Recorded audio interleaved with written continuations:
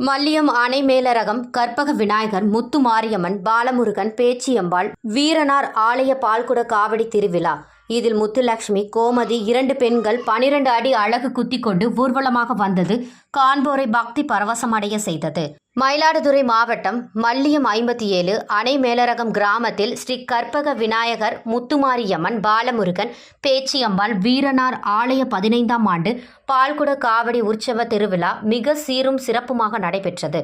முன்னதாக காவிரி ஆற்றங்கரையில் இருந்து சக்தி கரகம், அழகு காவடி, அலங்கார காவடிகள் புறப்பட்டு வான வேடிக்கை, மேளதாள வாத்தியங்கள், பச்சைக்காளி, பவளக்காளி ஆட்டங்கள் முன்னே செல்ல ஊர்வலமாக முக்கிய வீதிகள் வழியாக கோவிலை வந்தடைந்தது.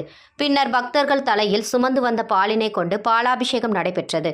விரதம் இருந்த பக்தர்கள் தங்களது நேர்த்திக்கடனை செலுத்தினர். தொடர்ந்து அபிஷேக ஆராதனையும் மகா தீபார்த்தனையும் காண்பிக்கப்பட்டது. இதில் திரளான பொதுமக்கள் கலந்து கொண்டு வழிபட்டனர்.